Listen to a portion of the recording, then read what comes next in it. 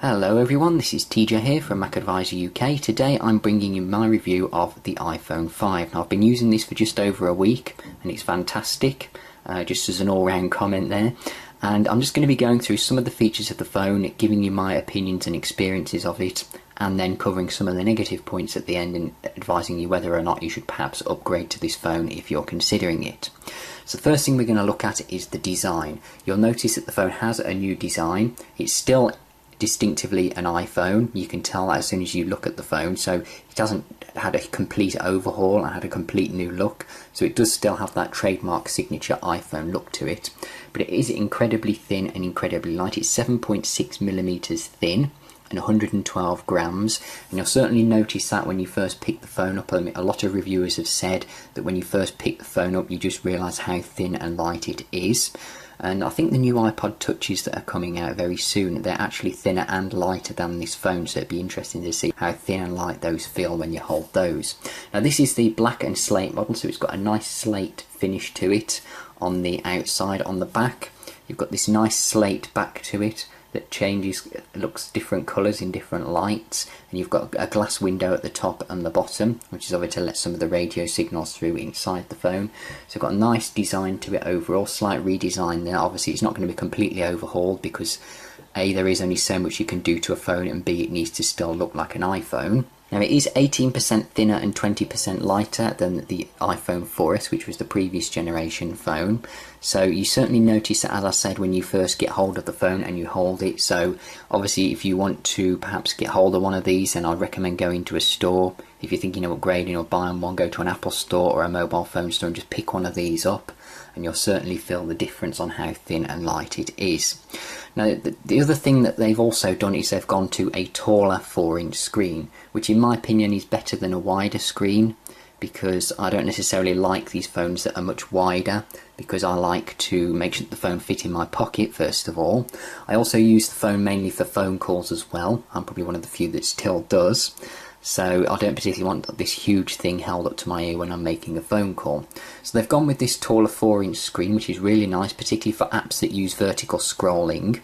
So you can see that you get an extra row of icons on the screen, but that isn't sort of the main feature of having the 4-inch display. Let me just go into, say, Twitter here, and you'll see that there is actually more on the screen for you to view, and particularly with apps like this that you scroll vertically, you do actually get to see more on the screen. As another example, I've got BBC News here, so I can now see more news stories on the screen. Now with the taller 4-inch screen, so it does have a benefit in that respect, and I do like the fact that you can actually browse and see more on the taller display. Obviously it does have a 16:9 aspect ratio, so that's obviously useful for when you're playing videos. So if I just go on and launch a video here, and everything just fills the screen nicely. You don't have the black bars at the top and the bottom of the screen, so it just fills the screen nicely, so that's nice for watching videos, whether it's movies or YouTube or anything like that. And the screen is 1136 by 640 pixels. It's the same 326 pixels per inch as previous iPhone, so it is a full retina display, and it does have 44% greater colour saturation, and you certainly notice that the display is more colourful when you compare it to, say, an older iPhone. If you put the two side by side, you do notice the colours stand out on this, and I can tell just by looking at the phone that it is more colourful, and just things like the app icons just stand out more, they're more colourful, and the overall display I've found has a different feel to it, whether that's to do with the fact that they've removed the touch layer and built the touch directly into the screen, or whether it's the new type of glass that they're using, but it just has a different sort of look and feel to it when you're using it. And I found that it's more resistant to finger marks as well. Certainly for me, I mean, I would say I have dry hands anyway, but I still get finger marks sort of on the black bit at the top and the bottom here on my iPhone 4 and also on my iPad 3rd generation. But this one doesn't seem to pick up the finger marks as much, so whether that they've put some sort of coating on it or improved on that to stop the finger marks showing, I've certainly noticed that is a difference, so that's nice that that's been done. The phone also has 4G LTE, so you can now get 4G networking speeds if your carrier supports it. We don't have 4G yet in the UK, so it's not something I can comment on download speeds and so on. And it has dual band 802.11n wireless networking, so it uses both the 2.4 GHz and the 5 GHz band, so you can get overall faster browsing. So generally I've noticed an overall increase in the speed of the web, so if I just tap something it just loads up pretty fast. Obviously it will depend whereabouts I am in the house and the Wi-Fi signal, but I have noticed an overall increase in the speed when I've been web browsing and downloading apps and so on from the App Store. Everything just seems to load up pretty quick. If I'm right downstairs next to the router, then they just sort of load up pretty instantly, but it just seems to be an overall improvement on the iPhone 4 I've been using for the last few years. This does also feature the A6 chip, which does make it one of the fastest smartphones on the planet at the moment, according to a lot of the Geekbench tests. I've got Geekbench here and I've run some of the tests on the phone, and it's certainly come out top. It varies on the processor. I mean, let me just go into the Geekbench app just for a quick look. It does say here that it's an Apple A6 processor running at 1.29 GHz. Sometimes it will vary. I suppose it depends what the phone's doing, but generally it does clock in at 1.3 GHz, and I believe it's a dual core processor, and it far outpaces some of these quad core processors that have a higher clock speed at the moment. But this is obviously custom built by Apple, so it uses minimum power, and it increases performance, and obviously it increases graphic performance as well. One of the games that I've been playing mostly on this is Asphalt 7, which is a racing game, and this has obviously been enhanced for the display on the iPhone 5, and this just looks great. It works in full widescreen, and it just looks fantastic. So let me just go ahead and just start a race here, and you can just see the speed of the phone here as I'm just clicking through things. You'll just see how fast it's loading into the game here using the processor. Obviously there are some games out there that are more graphically impressive, but you can just see looking at the game that it just loads up everything very quick. The graphics are nice on it, fills the screen nice, and it just looks really good overall. So the processor in this is obviously very fast. It's a noticeable improvement over the iPhone 4, or if you're upgrading from an older phone. Now, battery life tends to be reasonably good if I turn 3G off, which I've always done anyway, because mainly I use the phone at home or near to a Wi-Fi connection. So generally battery life lasted me about a day and a half roughly, but then I have been using the phone more than I would and playing games and so on it. So I could possibly stretch this to 2 days if I need it. If I'm using it with 3G on, then it does tend to eat the battery life up more. So I generally keep that turned off unless I'm going out. So I'll probably say I'm getting about a day and a half just using it on Wi-Fi at the moment. But obviously with 3G on, it does tend to last about a day. And it just tends to charge pretty quick using the Lightning connector. Just seems to be a little bit quicker at recharging compared to the old 30-pin dock connector. But battery life seems to be pretty good anyway. Just the only problem that I find is playing games tends to eat it up pretty quick, which is something I would like to be improved on. The Apple quotes that it gets 8 hours of mobile data, 8 hours of talk time and 10 hours of video playback. So that seems as though it could be plausible. And you also get included with the iPhone 5 the earpods. Now let me just bring those in. I've used them on a couple of occasions, and these are the earpods here that come with the iPhone 5. I found them to be slightly better than the earphones that would normally come with the iPhone, but generally I've still found them to be a bit basic in my opinion. A lot of people seem to like them. I mean, they are a step up from the stock white earphones that used to come with iPhones and iPods and so on, but I didn't really like them. I've got some better headphones and earphones that I'm used to, so obviously putting these in and using these just didn't seem to give a decent level of audio quality for me personally. But obviously everybody has different ears and everybody has different preferences when it comes to sound. I generally don't find that sound is adequate anyway coming from my iPhone. Using my Mac or my iPad, the sound seems to be better anyway. but I just didn't find these to be certainly not worth buying them at the price that they're advertised at. If you're going to be getting these free with your iPhone anyway, then these are obviously going to be a step up from the previous stock earphones that came with it. Now the next thing I want to take a look at is the camera. Now the camera in this is an 8 megapixel camera, the same camera that was in the iPhone 4S, but it has had some improvements on it. It's 40% photo capture, and if I just go, let me just turn off the HDR photos, which I sometimes have on, you can just see how fast you can take photos on this thing pretty much instantly straight away. So it's very fast at taking photos, and it has improved low light performance, which is something that I like because I take a lot of photos indoors for various things, and I do like to have low light performance on that. You also get the panorama feature, so you can scan the phone in portrait mode and it will stitch together a photo on that panorama, and it's a 28 megapixel photo I think it is, and it'll stitch the whole photo together pretty much instantly. You rotate the phone into landscape and the photo's there for you, so that's just a nice feature. That is also available on the iPhone 4S if you get the iOS 6 upgrade.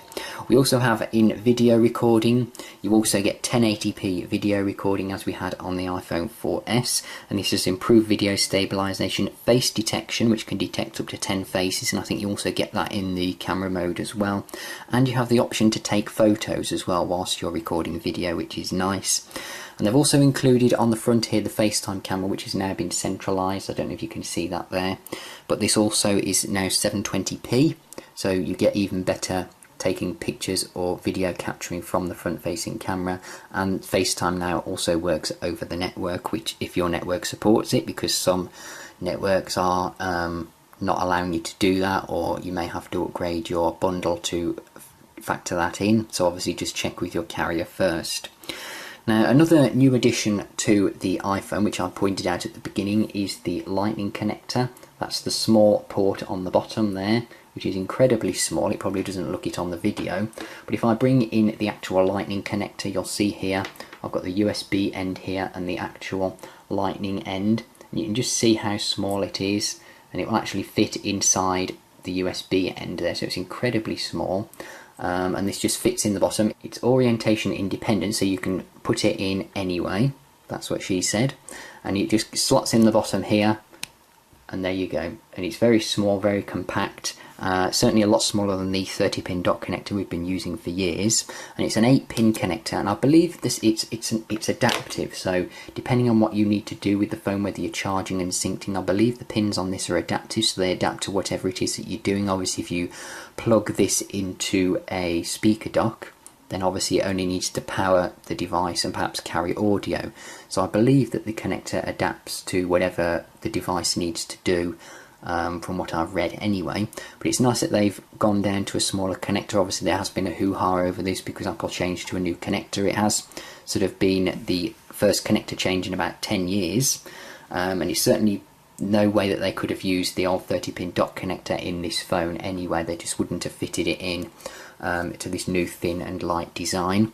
Something else I wanted to point out is we've got slightly redesigned speakers here, and the microphone where they've drilled into the aluminium there.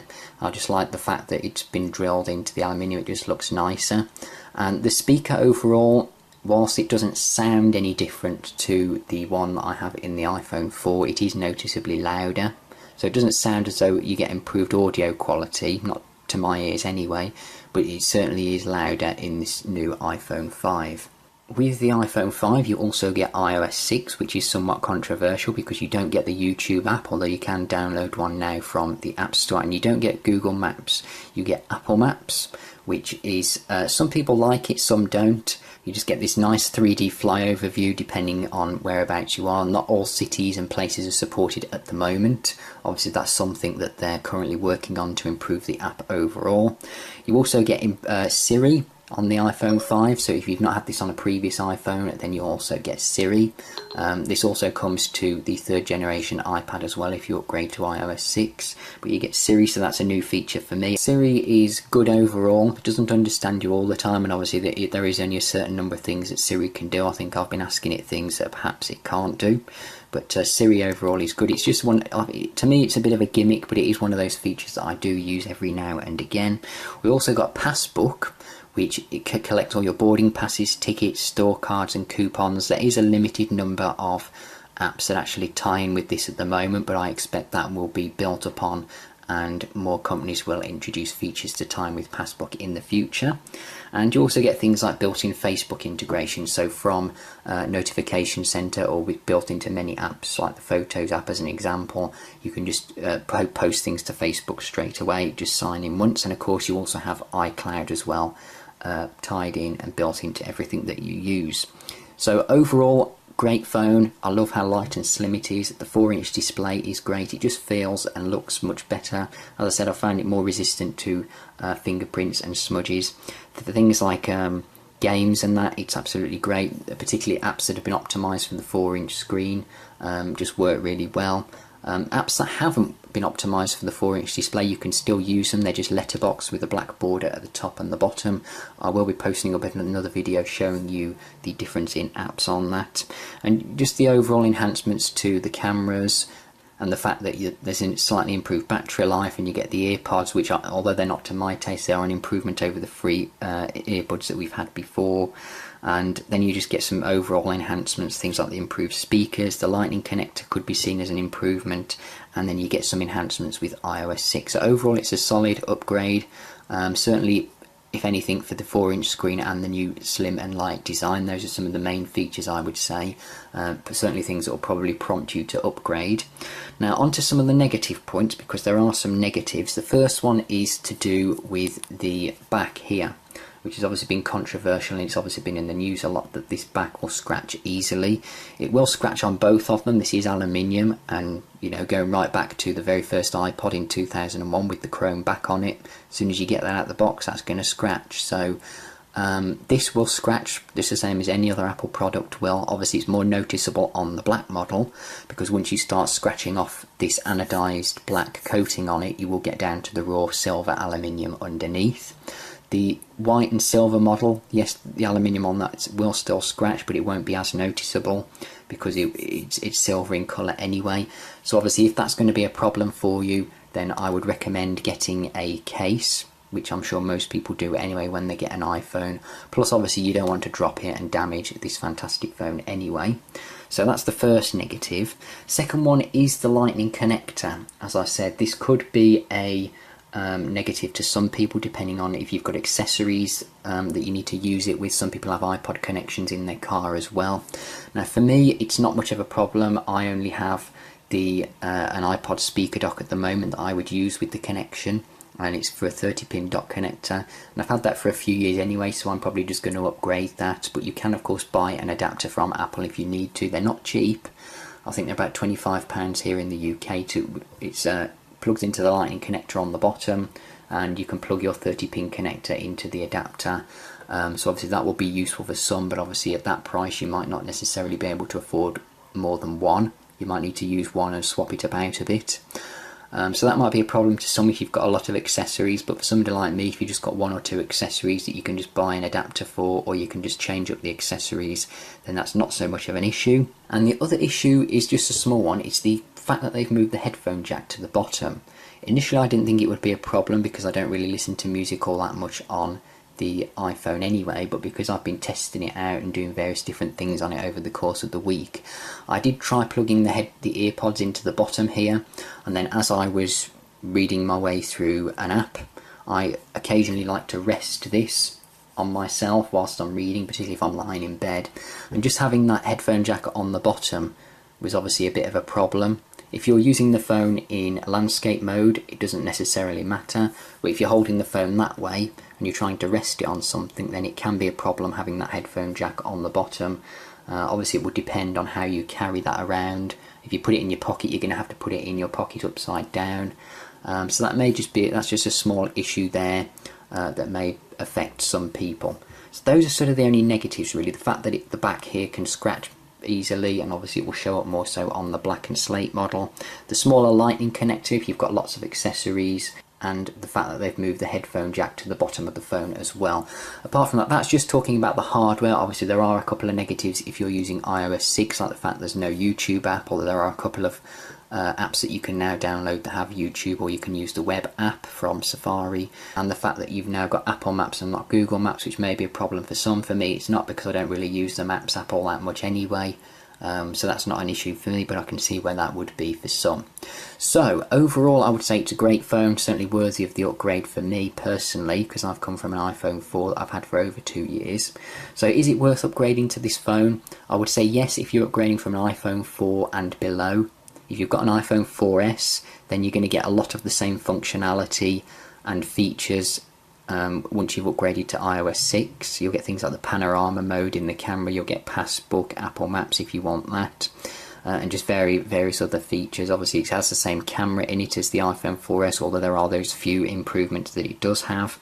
And it does have obviously the faster networking 4G LTE, so that may be a concern, but I think even if you are tempted to upgrade from a 4S and you just decide to go ahead with it and do it anyway, then you're obviously not going to be disappointed, because the fact that the phone is thinner and lighter overall and you do get that bigger screen just makes it all worth it, I think, in my opinion. But I would certainly recommend it definitely if you've got an iPhone 4 or below, or if you're switching from another brand of phone, maybe you're switching from Android or a Windows phone or a BlackBerry, then this is obviously going to be the phone to go for. But if you've got an iPhone 4S and you're considering it, perhaps wait for the next iPhone, unless you do an upgrade and you're tempted by it, or you really want to spend the money and get one.